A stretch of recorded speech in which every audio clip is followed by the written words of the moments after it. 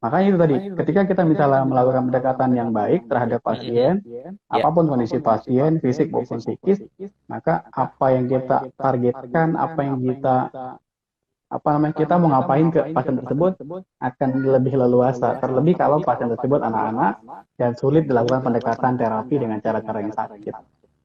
Sujuk Oke. menjadi pilihan, menjadi alternatif terapi yang bisa dilakukan. Jadi ini saya langsung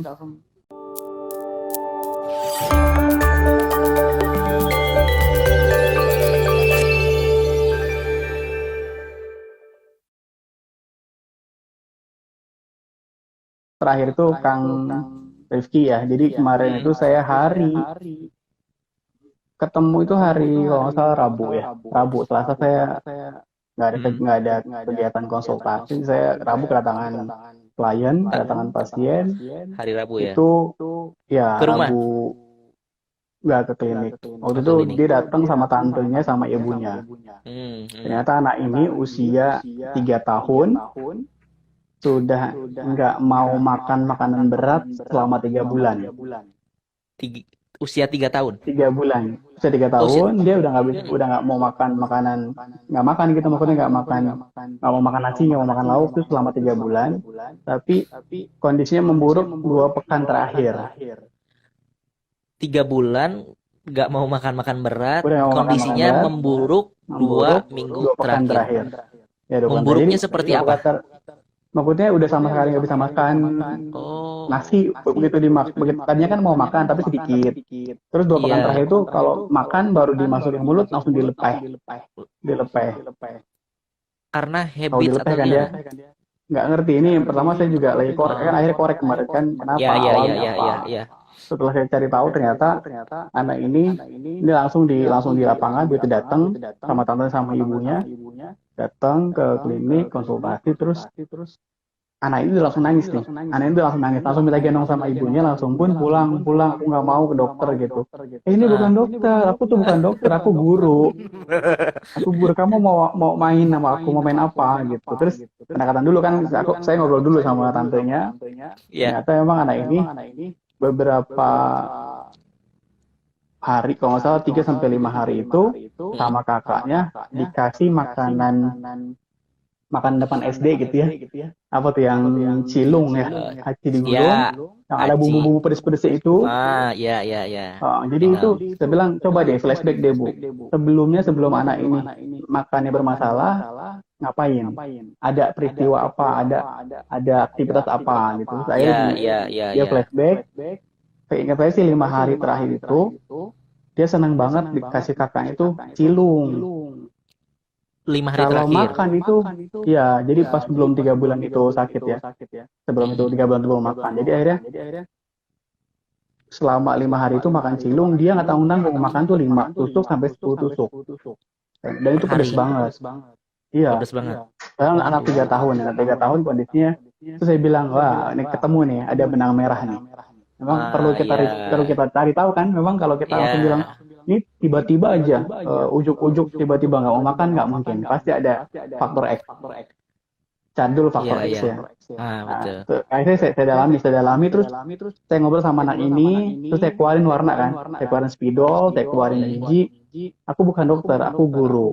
Aku guru mewarnai. Kamu mau diwarnai tangan itu nggak aku warnai deh gitu. Ah, Padahal itu langsung langsung saya tujuk tuh kan.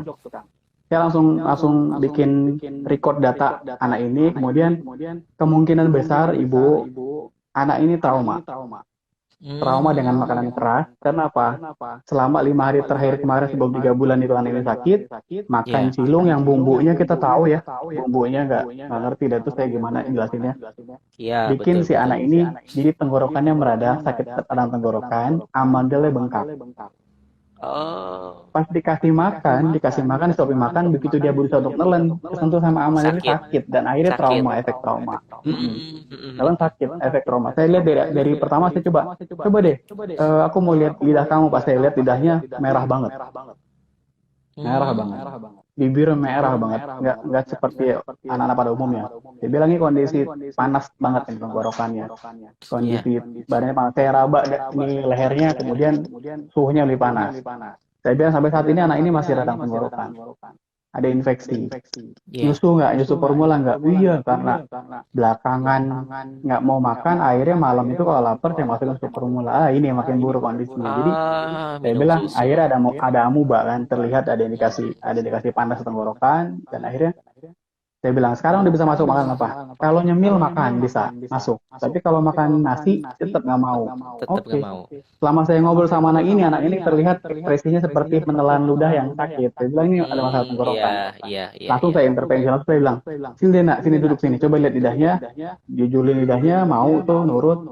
Begitu saya keluarin warna-warni ini nih kan spidol-spidol, Iya, iya. dia langsung tertarik. Saya bilang gini nih, aku bisa bikin matahari di tangan kamu. Akhirnya saya coba Kasih warna kuning. Iya. tonify di lambungnya. Saya tonify lambungnya pakai warna kuning, putar saraf jarum jam, kemudian saya bilang kalau anak ini nafsu makannya lagi naik banget, walaupun tenggorokan sakit, pasti akan ditelan makanan. Iya, Karena nafsunya, karena lambungnya tonify, dikuatkan betul. kan, ditonify. Betul. Tonify lambungnya. Saya tonify limpahnya, biar juga dia kemampuan makannya juga tinggi. Saya tonify lambungnya, saya tonify limpahnya. Kemudian sepanjang area tenggorokan, saya reduce, saya sedasi. Sudah sih. Ada radang tenggorokan, ada peradangan kan. Maka Iya. saya coba. Saya tadinya mau ada dua asumsi. Yang pertama saya pengen kemampuan menelannya baik, tapi karena saya lihat masih ada radang, saya kasih biru di area Iya. tenggorokan Kasih biru untuk ya. mereduce radangnya, Hmm. Kemudian kalau saya lihat sebenarnya anak ini udah bisa makan karena apa? Selama di ruang konsultasi itu anak itu makan coklat, makan Oh, cemil, ngemil. roti. Ya, Ini sambil anak ini udah bisa makan. di ruangan itu ya. Ya, anak ini udah bisa makan, tapi ada efek trauma yang dia mungkin kemarin pas lagi bengkak-bengkaknya masukin makanan pas menelan sakit banget, tenggorokannya akhirnya trauma dan akhirnya jadi takut makan nasi sama lauk itu. Dan akhirnya saya bilang, ya udah saya reduce juga, saya tingkatin ginjalnya untuk untuk apa namanya meredius rasa takutnya ya. Ya. Rasa takutnya saya reduce, kemudian si otaknya saya kasih biru juga untuk Biru. juga sama meredius fobia terhadap makanan tadi itu. Ya. Jadi lambung saya kasih kuning, limpa saya kasih kuning, tenggorokan saya kasih biru, Biru. terus brain saya kasih biru, kemudian Ginjal. ginjal saya kasih biru. Ya. Nah, kemudian udah habis itu kita komunikasi. Sama aja saya tempelin juga di bagian, oh ya amandel, mohon maaf. Amandelnya, nih dua titik ini di leher ini saya kasih biru, Kang. Oh, Saya 2 kasih titik biru, di leher ya. ya puter anti clockwise ya, apa namanya? Kebalikan arah jarum jam. Kebalikan arah jarum jam. Ya, saya kasih. Terus kemudian aku bisa bikin mata di tangan kamu. Saya tempelin gigi, saya tempelin kacang hijau. Kacang Tempelin hijau. pakai mikropa kacang hijau. Kemudian saya juga kemudian tempel di tangan saya ada hitam gitu. Terus kemudian, Iya. halo, nama kamu siapa? Nama aku Novia. Nama kamu, oh, nama aku Ibrahim gitu. Iya. Jadi seolah-olah dipikir ini mata gitu. Jadi dan saya coba konfirmasi ke tantenya dari Harabu kemarin, kondisinya udah mulai membaik, sudah mulai bisa masuk walaupun mungkin masih ada sedikit trauma. Luar biasa. Jadi yang jadi catatan sebenarnya kalau efek dari terapinya kemudian membaik itu sesuatu yang biasa. Iya, iya. Yang biasa, karena itu saya sering temukan. Yang luar biasa adalah ketika kita mau melakukan terapi ke anak yang kita memang kesulitan dalam melakukan pendekatan, kemudian dia asik Iya, betul. karena dianggap ini adalah kegiatan bermain, bukan terapi, bukan diobati. Karena begitu masuk ruangan saya aja, ngeliat saya langsung teriak, nangis, mau digendong. Ibrahim nggak mau ke dokter. Ibu mau dokter, nangis teriak mau pulang, dan hampir itu nggak jadi terapi, Bah. Nah, maka gini. Jadi dibangun mindsetnya dulu atau gimana itu? Yang pertama adalah gitu tadi, ketika dia bilang ini dokter, maka sebenarnya dia trauma terhadap dokter, maka kita harus memposisikan diri kita bukan sebagai dokter, tapi kita sebagai orang yang bisa ngajak dia main. Karena memang anak-anak mesti nalurinya main. Nggak ada anak-anak nalurinya belajar, anak-anak nalurinya berpikir keras, nggak. Tapi makanya pendekatannya lebih mudah. Maka sini, jadi kita punya semacam cara yang lebih mudah melakukan pendekatan ke anak-anak dengan cara sujok. Dan ini saya berharap juga menjadi bagian terapi yang Bapak Ibu yang hadir mungkin di sini atau yang lihat tayangan kita nanti. Ini menjadi senjata bahwa Sujok ini menjadi terapi yang sangat efektif dilakukan untuk anak-anak Anak-anak. bahkan lansia. Karena apa? Naluri Efektif anak-anak ya. bermain. Seperti yang saya lakukan kepada anak-anak saya kan, awalnya mereka takut juga kan namanya terapi-terapi kan mereka udah berpikir bahwa terapi itu disakiti, Ya disakiti. disakiti. Tapi karena kemudian saya lakukan pendekatan dengan cara mengeluarkan idol, kemudian dia nanyain kertasnya mana? Oh kita nggak pakai kertas. Kalau aku, saya bilang main warnanya di jari-jari tangan, di telapak tangan. Kamu mau warna apa, mau gambar apa di telapak tangan kamu. Jadi setelah saya berhasil melakukan pendekatan terapi, saya intentionkan, kemudian dapat, Ya. feel-nya dapat, saya juga dapat, saya juga merasa nyaman, anak ini udah merasa nyaman, akan terhubung tuh, akan terkoneksi dengan baik antara apa yang saya mau terapkan ke dia dan dia menerima dengan ikhlas gitu. Dia menerima dengan ikhlas, dia mau diapain gitu. Padahal kan dia berpikir dia bermain, tapi ketika dia menerima dia dilakukan pewarnaan di tangannya, maka itu jembatan pintu masuk kita untuk masuk ke anak yang sedang memang kita terapi. Dengan mudah begitu akhirnya kita bisa melakukan terapi tanpa menyakiti dan ternyata hasilnya efektif begitu.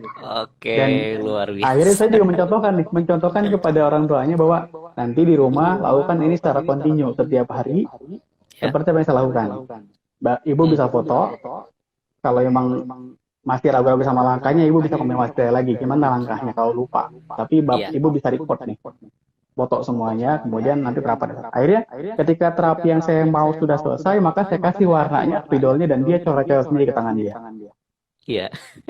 Dia udah mulai dekat, udah mulai lebih merasa nyaman dengan saya. Ya udah dia main spidolnya, dan makanya itu tadi, ketika kita misalnya melakukan pendekatan yang baik terhadap pasien, Ya. apapun kondisi pasien, fisik maupun psikis, maka apa yang kita targetkan,